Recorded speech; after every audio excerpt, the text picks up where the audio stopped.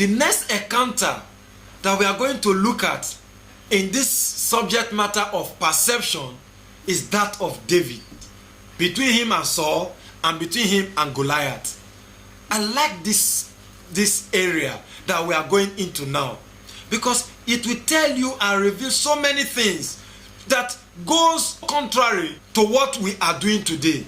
The encounter between David and Saul, and also that between David and Goliath. For that of David and Saul, we are told that David was anointed as king over Israel in the place of Saul.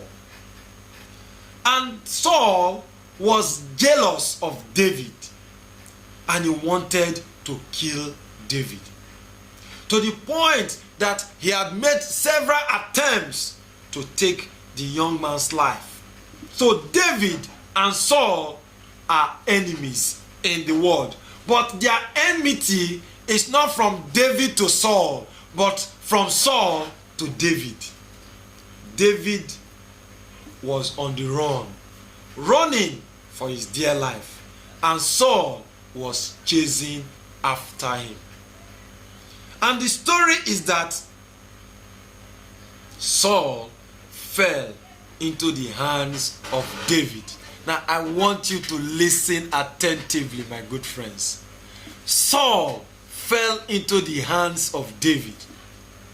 This Saul was chasing David to kill him. He went with soldiers to kill David. But it turned round that it was Saul that now fell in the hands of David. How was it? When Saul was encamped in his camp, night fell, and at night David and his friend Abishai went into the camp of Saul. Right there, Saul was sleeping.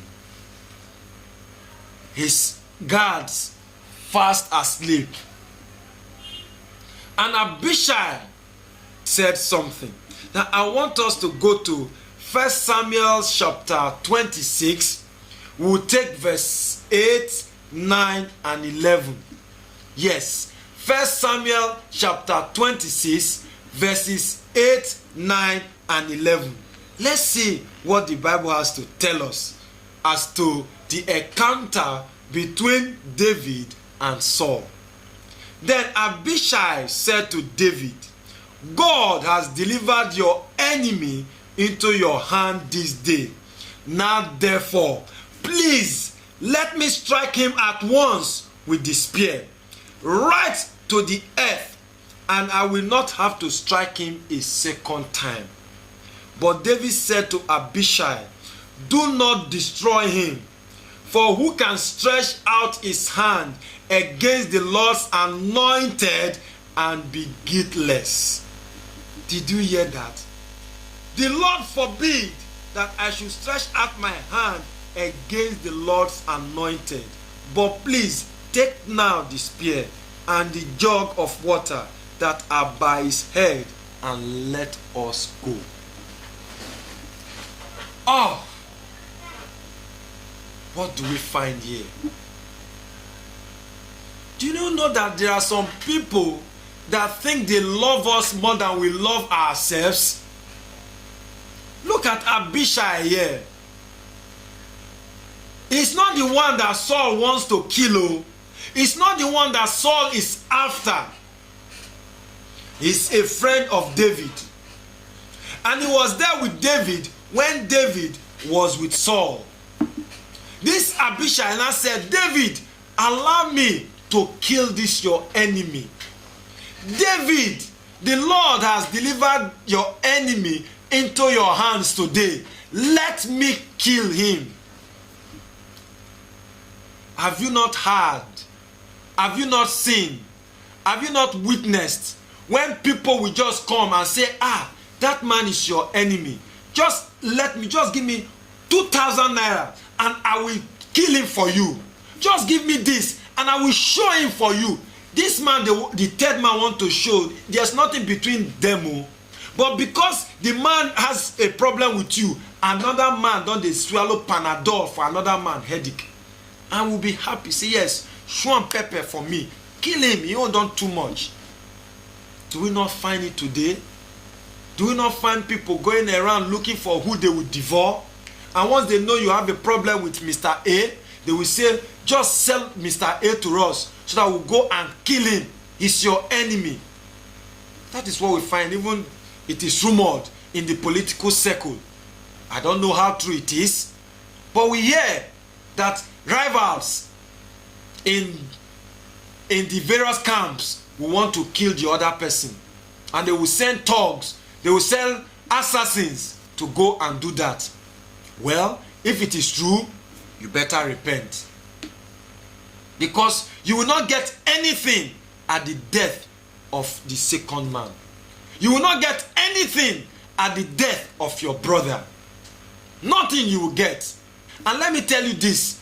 The only thing you have achieved, if actually you succeed in killing the next man, is that the man died before you. You too will also pay that price. And that is why when they say wish kill somebody, wish kill somebody, yes, the wish will kill somebody today, the wish not go die tomorrow. So when you send people to go and kill your brother, you send people to go and maim your brother, you send people to harm them, all you have succeeded in doing, if the person you've sent people to go and kill succeed in killing, is that that person died before you. You too will die. And how you will die, you may not know. After you've committed all these atrocities, tomorrow you start running from one church to the other, from one pastor to the other, praying for forgiveness. Well, it is our work to pray for you that God may forgive you. But it will be better for you if right now you change your perception. Like David told Abishai, stop it. Yes, he wants to kill me, but he can't kill me. Nobody can take the other man's life except God allows. It is not about the death of your enemy. Who says God cannot deliver you or protect you or set you free even when your enemies are alive? David said it, that you prepare a table before me in the presence of my enemies. You anoint my head right there in their presence. My cup runs over. So why will your enemy die before you can succeed or be successful? Perception. And that is what we see here. David knew. His perception was that Saul need not die in his hands for him to be king. Saul need not die in his hands for him to be successful. And that his life is not for Saul to take. Rather, even Saul, God allowed him, and his life was at the mercy of David. Your perception. Your perception to things matters. And it is this perception that David had, that was why he was able to let go of Saul, and that blood was not on him. Don't have innocent blood on your hands. Let them go. Change your perception. Because what shall a man be profited if he gains the whole world and lose his soul? Or what will a man give in exchange of his soul? So this encounter of David and Saul shows another thing about perception. But what about that popular story of David and Goliath? How David overcame Goliath. Perception.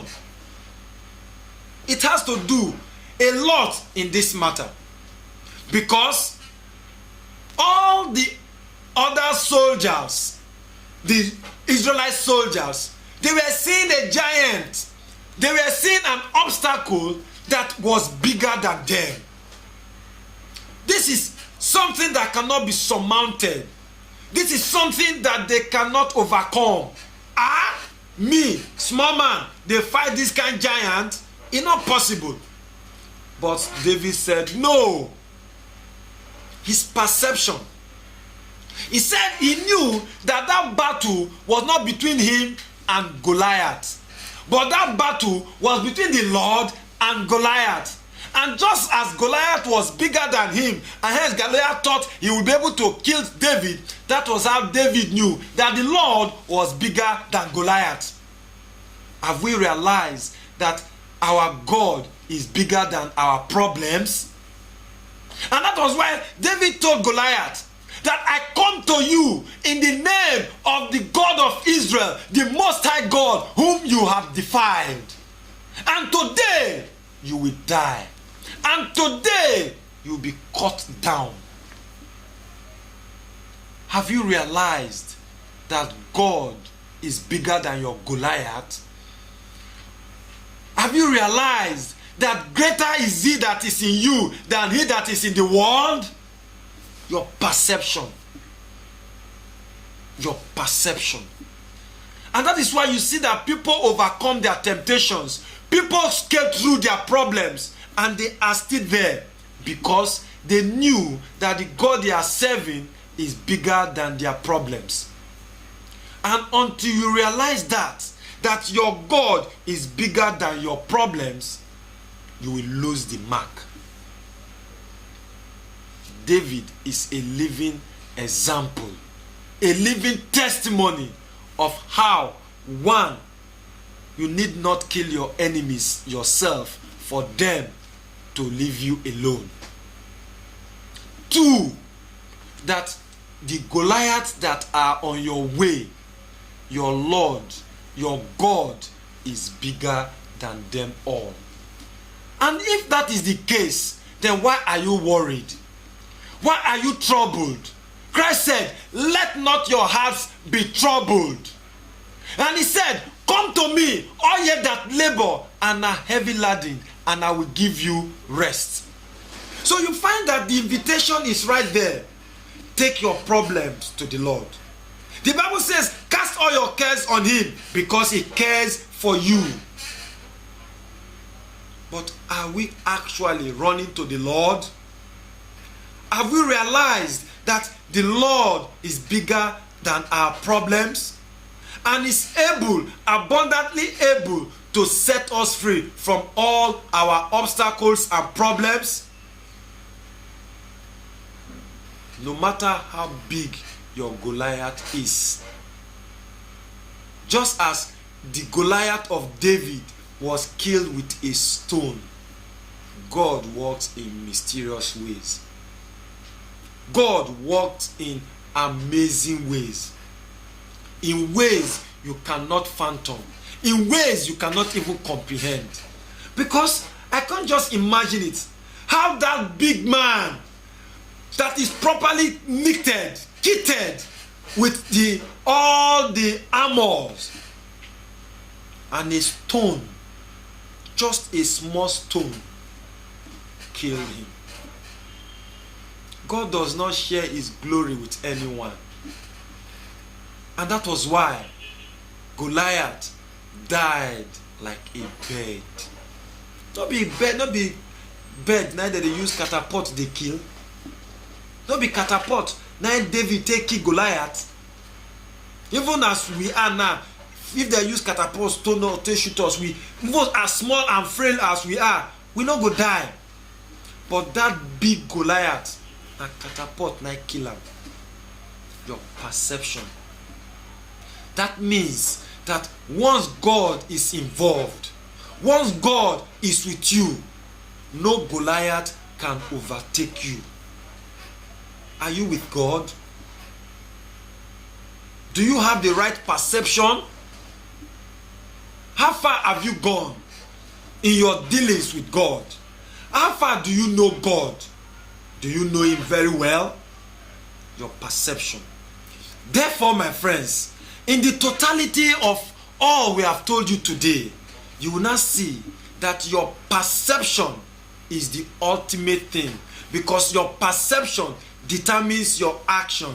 Your perception determines your approach to life. Your perception will either make you fail or succeed. Your perception will either take you up or bring you down. Your perception will either make you a good person or a bad person. Your perception is the ultimate. Your perception.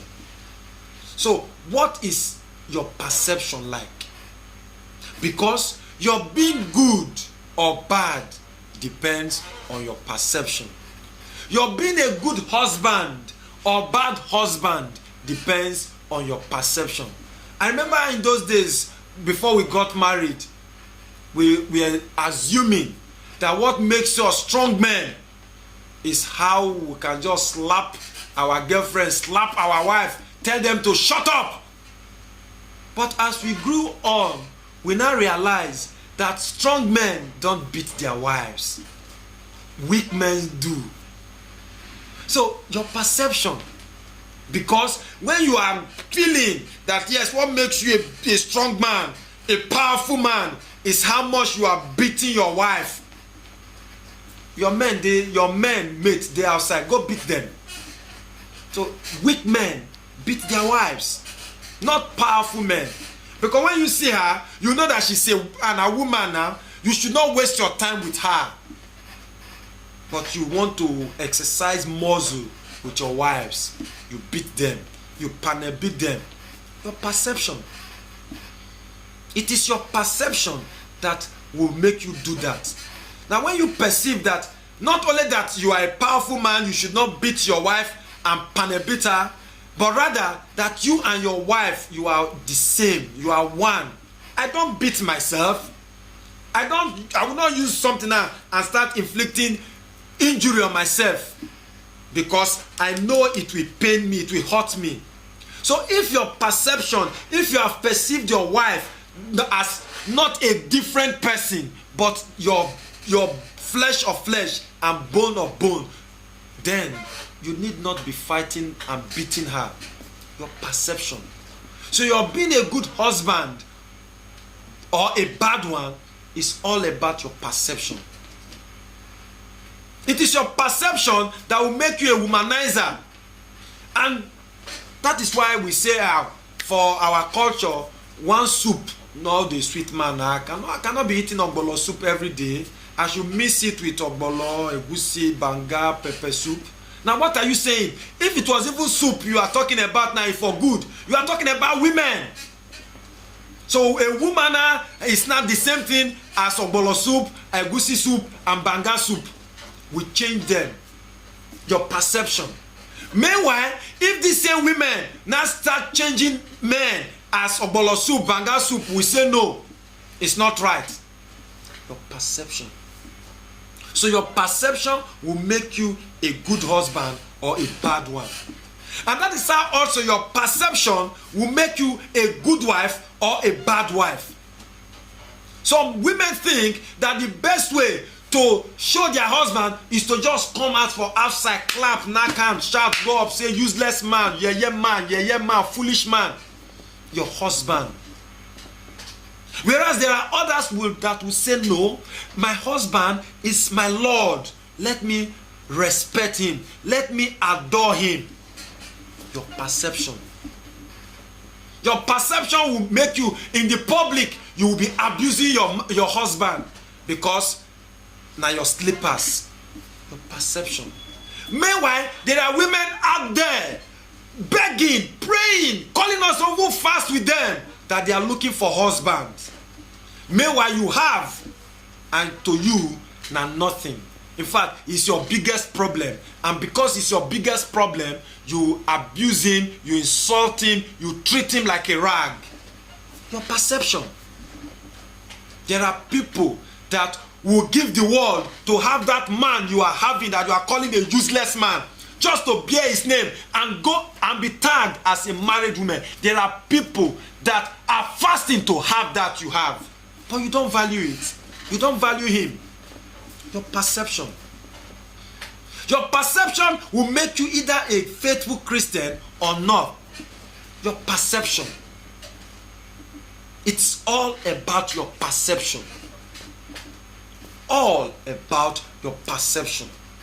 So how do you perceive things? How do you see, understand, and interpret things? Do you call good evil or evil good? Your perception. That you are a covetous man or woman is your perception. And that is why Christ, trying to correct that perception, said, let us be careful and beware of covetousness, for a man's life does not consist in the abundance of things he possesses.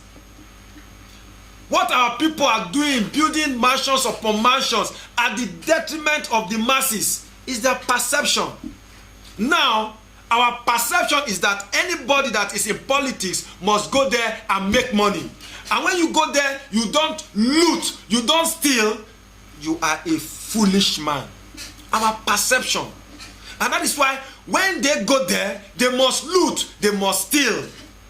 Because when they go and they don't come out, you, me, will be the ones to curse them, to call them fools. And we've eaten into our 10th generation our perception. Our perception has to change. Our perception has to change. We must cultivate the right perception to things. And how do we do that? How do we have the right perception? Because there is a wrong perception and there is a right perception. And it is the wrong perception that many of us have that is causing our problems. How do we cultivate the right perception? How do we look at things and say, yes, this thing is evil and this thing is good? Our perception. Our children now, they go naked on the way. Is it not their perception? Like I went to a place and I was telling them that before, how a woman dresses is that her brassiere will be inside and her blouse will cover. But now, it is the brassiere that should be outside and the blouse will be inside. Perception. Before, our boys, how they dress is that their boxers will be inside and their knickers or trousers will be outside. But now, inside and the boxers will be outside. That is perception. The wrong perception.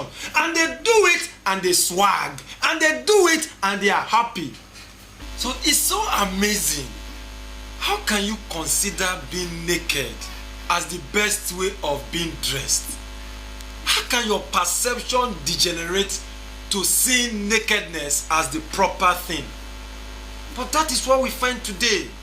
And our children, our youth, even people that you think will be role modeled to the youth, that is what they are doing. Your perception. He came to die so we be reconciled.